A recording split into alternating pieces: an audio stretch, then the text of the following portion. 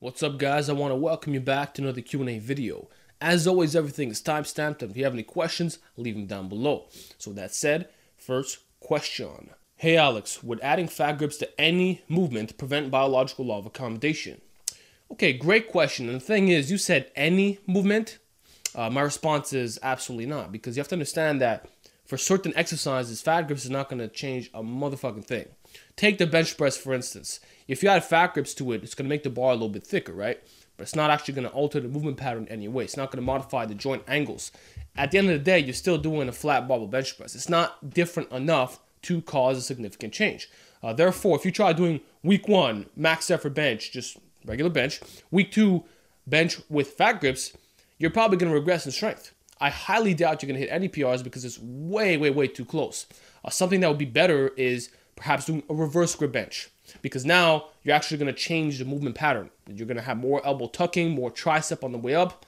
That's what I mean when I say little tweaks is going to alter the biological law of accommodation. But for the lower body, in some instances, the fat grips could change everything. For instance, let's say you go from a regular deadlift to double overhand with fat grips. Yeah, you're pretty much altering the biological law of accommodation. You're kind of turning the lift into a grip movement. This is very common. The same thing could happen for certain rowing variations. If you start rowing with fat grips, it'll change a little bit. Or if you try doing grip work with fat grips, now it's kind of comparing apples to oranges. Like if you do a flat dumbbell wrist curl with fat grips one week, and the other week you do it without the fat grips, it's probably going to spark some new growth because it's a little bit different, But when we're talking about stuff like bench press, I really don't see a significant change because the movement pattern is still the same. You really got to change other things to get the desired results. So that's that. Next question. Volume days are generally higher reps, while intensity days focus on the lower repetition range. You've recommended doing 10 sets of 3 on volume days with little rest in between sets. Wouldn't that mess with the adaptations? Thanks. All right, man, you sound a little bit confused here, so let me clarify what's going on. First of all, you need to understand the volume days means total workload. You have a high total workload volume-wise. And does not mean high reps, okay? It could be high sets, medium reps if you want, okay? It could be whatever you want it to be. It could be 4 sets of 25, it could be 3 by 10, it could be 10 by 10. That said, what you fail to account for is the fact that when you do 10 by 3, you're not lifting like 85% of your 1 rep max. You're using sub-maximal weight, okay? So I might use the same percentage that is a 3 by 10. 3 by 10 might be 75%. Well, guess what? With 10 by 3, I might also do 75%. Or I might do like 50% with 25% band tension.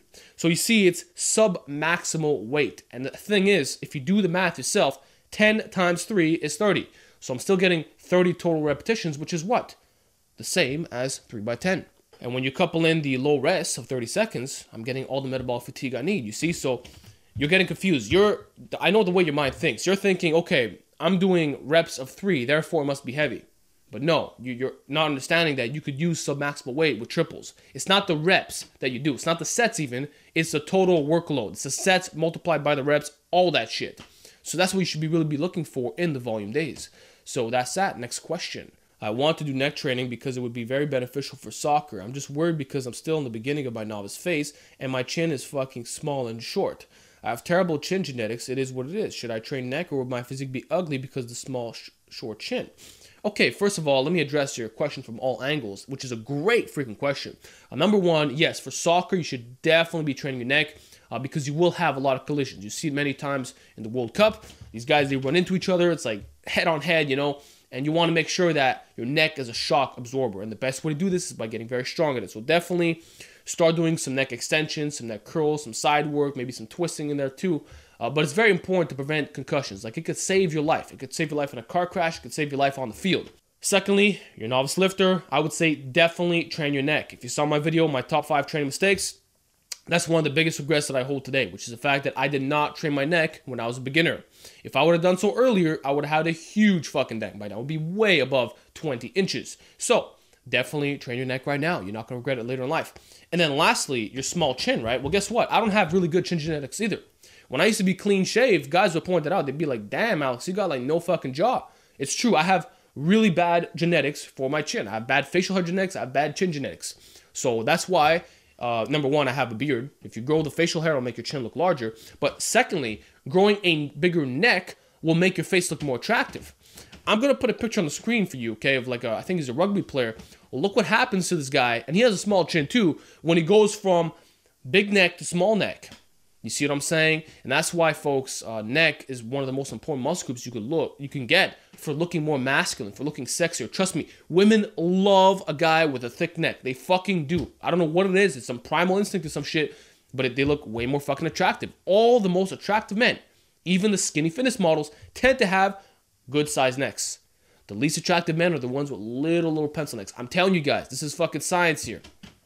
So yeah, it's actually gonna make your jaw look bigger in a sense. It's gonna become equal with this, like with your ears for the most part, and you're gonna look way fucking sexier. Your jaw's gonna look much more massive, and also when you do your neck work, you take the tongue, you put it on the roof of your mouth, right? When you do that, what happens? You're working right here underneath. So all that fat that might accumulate on neck is going to spread out in a larger surface area. So now your neck's gonna look leaner, it's gonna look more muscular. Trust me, guys, if you look at some of my older videos when I was clean shaved, you'll see a major difference between then and now.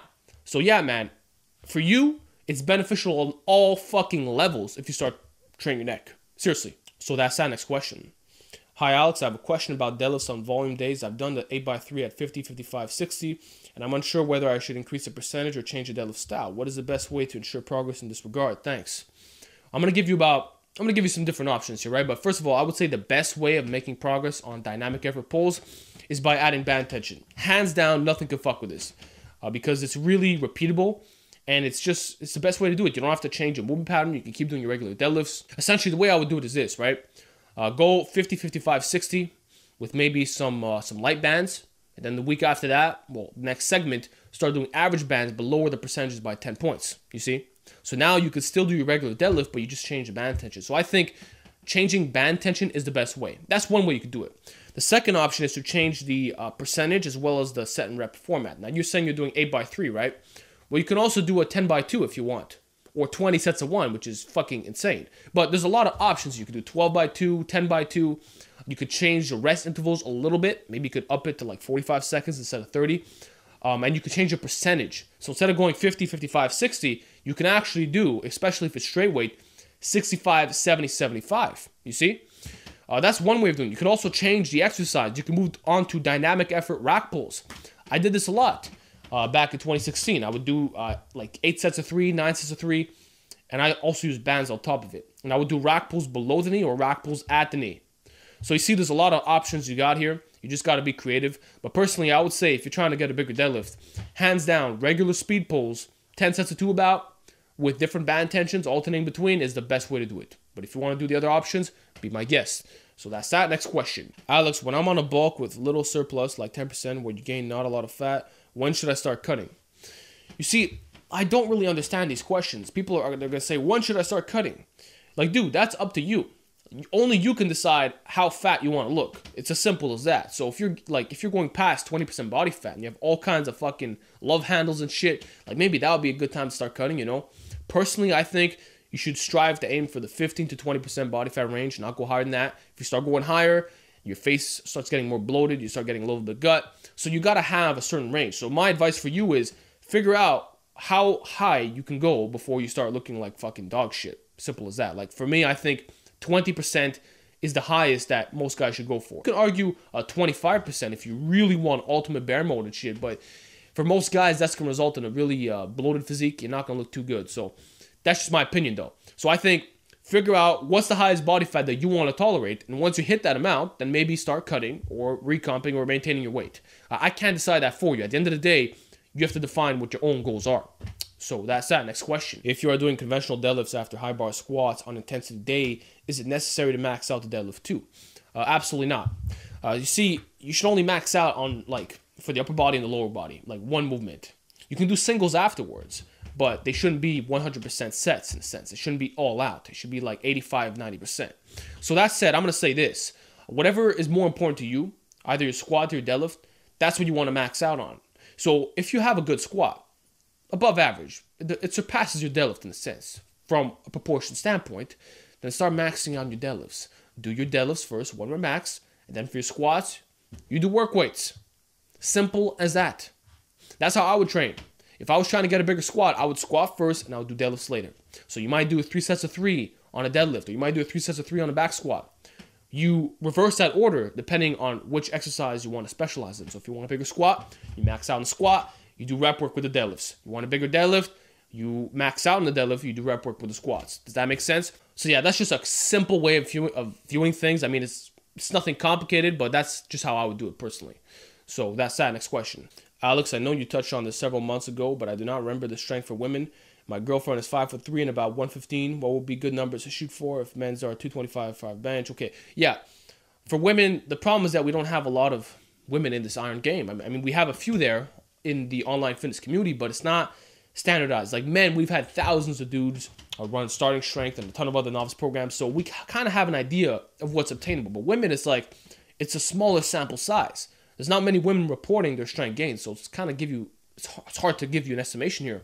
But I will say this, a good standard for women is anywhere between a 95 and 135 pound bench press for 5 reps, squat anywhere between 135 and 185 for 5 reps, deadlift anywhere between 205, 225 about for 5 reps. All this is 5 reps. Those are very attainable numbers for a lot of women. They just got to run a proper strength training program, and they're gonna be fine. I've seen it happen so many freaking times. I've trained women in the gym, and they're squatting 145 for reps very easily, and they've only been working out for like a year, sometimes even less than a year. So it depends on the strength training program. It depends on their genetics. There's lots of factors here. Like personally, my sister is a fucking beast in the gym. She's absolutely incredible. Like she's benching 135 for reps now, and reps meaning above 5. I shit you not. She's squatting the 2 plates. She could deadlift in the high 200s. She's just fucking insane. Her strength is out of this world. Like, it doesn't even make sense. So, yeah, man, women could get strong if they run the right training system, but they just... I can't give you definitive strength standards since I don't really know enough women who do this shit. But the numbers I laid out should be good starting points. So, that's that. Next question. Will doing rack pulls below your knee in a sumo stance help you get good trap development and also carry over to your sumo deadlift? Or is conventional the only way to go for rack pulls and trap development? Okay, conventional is not the only way. You'll oftentimes, like you've seen me on camera do behind the back rack pulls, right? Which is not a conventional. You've seen me do Jefferson rack pulls even. So you don't just have to do conventional. That's just powerlifting, dogmatic, bullshit. And I can't stand that mentality. I cannot stand that elitist mentality that if it's not conventional, it's fucking worthless. Rant aside though, yeah, you can definitely build great traps doing sumo pulls, all right? Now you're asking me, is it gonna have carryover to your deadlift? Probably. We're talking below the knee here, right? Below the knee sumos, that's like doing block pulls for the most part. So I don't see why it would not carry over. I don't see why it would not build your traps because you're still getting the weight to stretch. That's what builds your traps at the end of the day. You know, it's the fact that the weight is pulling them down like a farmer walk. They got to stabilize and it hypertrophies them. So I think it will be good. Honestly though, it's not going to be as good because you specified below the knee. If you really want some maximum trap gains, do the shit at the knee or above the knee. Above the knee is if you really want that overload, really want that way to stretch. But you sound to me like you're into some powerlifting type of stuff. And yeah, in that case, below the knee sumo pulls is your best option. Or just sumo block pulls as a whole, you should be fine. So that's that. Next question. How much difference is in the hook grip and straps? Because when I deadlift, there isn't much of a difference. But when I can rack pull above the knee, then they come in right. I lift more weight with them. Yeah, like you said, it kind of depends on the movement. Some exercises, like if you go hook, grip versus double overhand with straps, you don't really see too much of a difference. Whereas with the rack pull above the knee, there's no way you could hook grip that shit. There's no fucking way. At the end of the day, you got to do double overhand with straps if you really want to get that overload. So I think you're going to have to experiment a little bit. It also depends on your hand size, the movements you're doing. I can't really give you definitive movements here. But yeah, there's definitely some exercises where it won't make a difference at all. So if I can just give you one general tip, though, I would say all of the overloading exercises, that's probably best when you do double overhand with straps. And if I'm really honest with you, I think double overhand with straps is the superior way. Because why would you want to do hook grip if you could just put on some fucking straps? I mean, it's just more simple to me. You're not going to have any thumb pain. You know, your hand size is not going to be a limitation. You're going to lift the absolute maximum amount of weight. There's no way to fuck it up. Like, to me, straps are honestly the way to go. You can get figure 8 straps if you really want some sturdiness. You can get the regular straps. But I think double overhand with straps is superior. But that's just my biased opinion. You don't got to believe in it. I'm just saying. So that's that. Next question. Alex, how can someone maintain strength while they have to go for extended periods, 4 weeks off low-calorie diet and not being able to train, fasting for religious reasons, etc.? Okay, I'm not sure if you're alluding to Ramadan, right? But let's say it is Ramadan, right? You can still eat a lot of food. Even with fasting, you can eat a lot of food. You just got to make sure that once that fast is over, you just eat like crazy. Like if you look at sumo wrestlers, for instance, you might think that they're eating 10 times a day, right? That's how they get so fat. But no, you're wrong. They actually eat on average about twice a day. They eat twice a day, but very, very big meals. So you could still gain weight while being in a fasted state. You don't have to be calorie restricted just because you're fasting. So let's get that straight. It might be harder for hard gainers or people who have small appetites, but it could still be done. So if you're in Ramadan, it's the end of the day, you can still eat a lot of food. You best believe. But that aside, let's just say you got to take 4 weeks off from the gym, right? How do you maintain your strength? Are you telling me you can't lift whatsoever? You can't do anything, any physical activity? You can't get on the ground? You can't do push-ups? Because if that's the case, like if you're saying that you cannot do any physical activity, you're obviously going to lose strength. It takes about 2 weeks before you start plummeting downwards. That's kind of the reality of things, right? So after 2 weeks, you're going to start losing all your gains for the most part. Not all your gains, but you're going to see it go down, right? So in the meantime, if you could train, which I hope you could train, start doing calisthenics, high volume calisthenics, and do some band work as well. Take some bands, put on top of your door, do some push downs, do some flies, do all that shit. Go outside, go to fucking park, hook some heavy bands up to a pole, do some work. I mean, you can bring them anywhere, so it doesn't matter if you're traveling. The point is, you can do calisthenics, you can do band training. But if you're telling me that you can't do anything for 4 weeks and you're low calorie restricted, then you're gonna lose strength, and I can't really help you with that. So that's that. Next question: deadlift 3x5, bent over row 3x5, cheat shrug 3x8.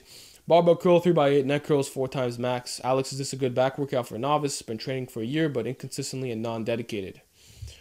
Okay, well, number one, deadlift 3x5 might be a lot of volume. Just saying, that's a lot. 3x5 deadlift, that's a lot. Personally, I wouldn't do that. I think 1 set of 5 is enough. That's just my opinion, though. Or 2 sets maximum, but 3 sets for novices, like, it's a bit of work, if you ask me. I wouldn't be fucking with that. The barbell row is fine, but then you go on to do cheat shrugs. I don't think novices should be doing cheat shrugs. I'll be honest with you. I mean, you hear me talking a lot about the benefits of cheat shrugs, cheat rows, but that's because I'm talking about guys who have milked the gains from the strict stuff. I was already able to shrug in the high 300s strict before I started cheating. I was already able to row 275, 315 strict before I started cheating. I was already maxing out the dumbbell stack on the dumbbell row before I started cheating. So cheating is it's more reserved for intermediate or advanced athletes or like really, really late novices. Maybe you are one since you've been training for a year already, but I don't think you should be doing cheat rows. Like, work on your strict shrug, get as strong as possible.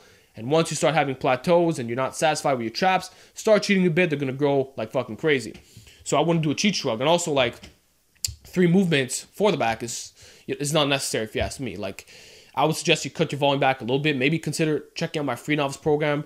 2 back movements is more than enough if you're trying to get a bigger back.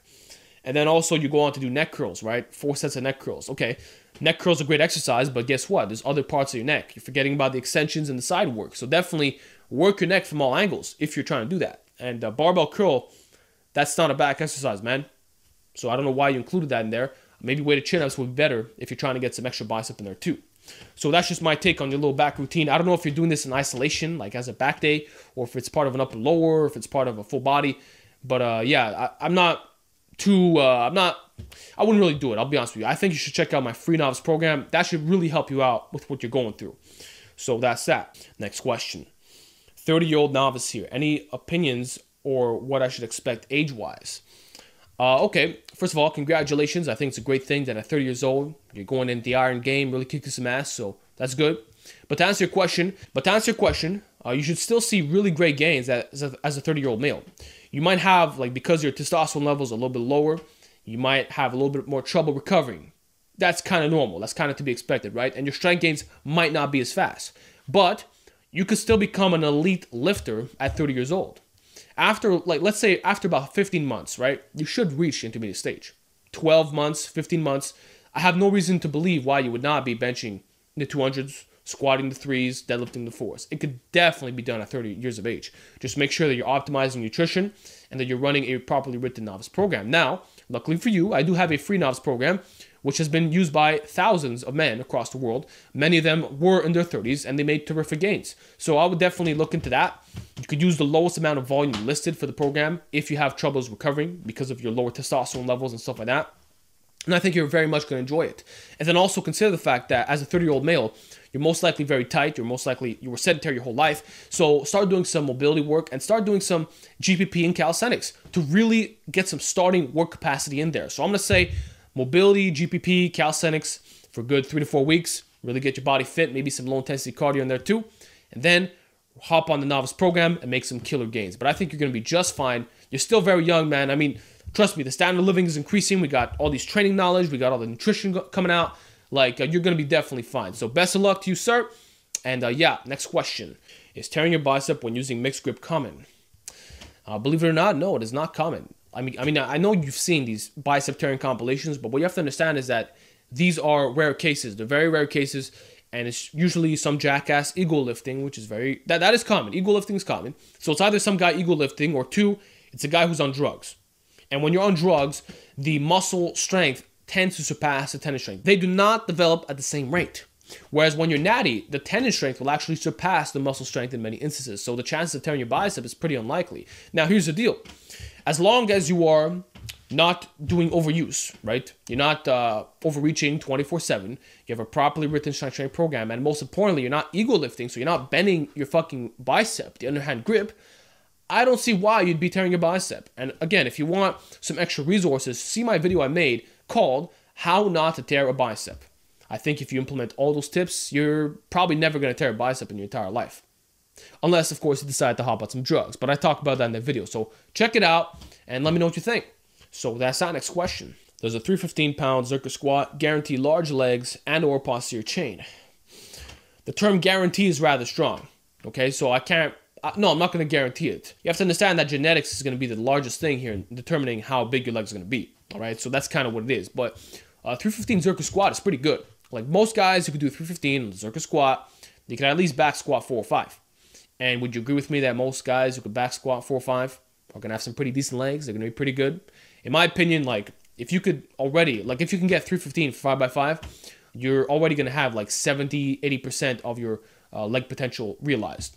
So if you get to 4 or 5, which equates to about 315 Zercher deadlift, I mean 315 Zercher squat, you should have some pretty nice legs. I don't see why you would not have some well-developed legs. Like unless you have really bad genetics, like max tuning style, you should have some nice legs. But I wouldn't say it guarantees it. Like I said, there's a lot of factors that go into this. Genetics is going to be the number one thing. Like maybe 4 or 5 is a better standard to shoot for. Like I can safely say this. If you can Zercher squat 4 or 5 for 5, 9 out of 10 times, you're going to have really fucking nice legs. Great quads, great hamstrings, great glutes, all that stuff. Because it's a very, it's an impressive feat of strength. Same thing for the front squat. If you do 4 or 5 for 5, you're going to have nice legs.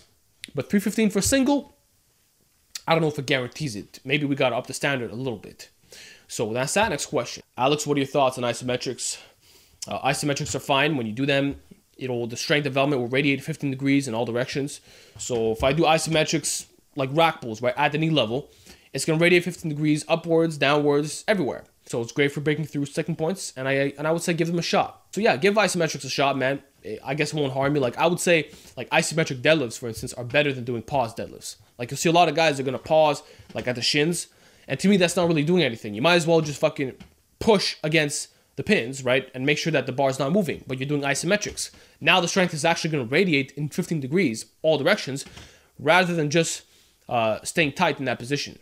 Because to me, that's just a tightness exercise, if you will. You're not actually going to get stronger in all directions. Just my opinion, though. Just my opinion. So that's that. Next question. Can I use bands for max effort work or only speed work? You could do it on max effort work, hands down. Like, I don't understand why guys think that you can only do bands if you're doing speed stuff. Who said that? Who fucking said that? Last I checked, you can definitely max out with bands. In fact, this is one of the best ways that I like to get strong. I will oftentimes keep the movement the same, but I'll just max out with a different band tension. It's the best thing ever. Like, I'll often do bench press with doubled mini bands. Week 1. Week 2, doubled monster mini bands. Week 3, doubled light bands. And then I'll restart the cycle. It's such a great way to gain fucking strength. You can keep everything the same movement pattern, but you just alter the band tension. I used to do the same thing for deadlifts. I used to do strong band, average band, light band, monster mini. I used to go through the whole fucking spectrum, man. It's awesome. So yeah, you can definitely max out with bands. It's not just limited to speed work. Just because that's what it's typically used for doesn't mean that that's the only thing you can do with it. You can max out. Give it a shot, man. I think you're going to love it. So that's our next question. Can I build a squat from 350 pounds to 440 in 2 months of training? I really doubt it. And what's crazy is that the guy who asked me this question is 16 years old. He's 16 years old, and he wants to go from 350 to 440 in 2 months. That's very unlikely.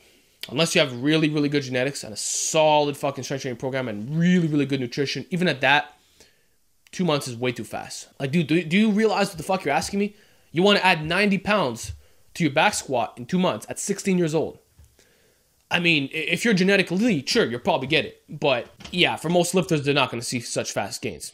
So that's just being real with you, man. But you can give it a shot. Maybe you're one of those few guys who pulled off, but I really doubt it. So that's that. Next question, actually last question of the week.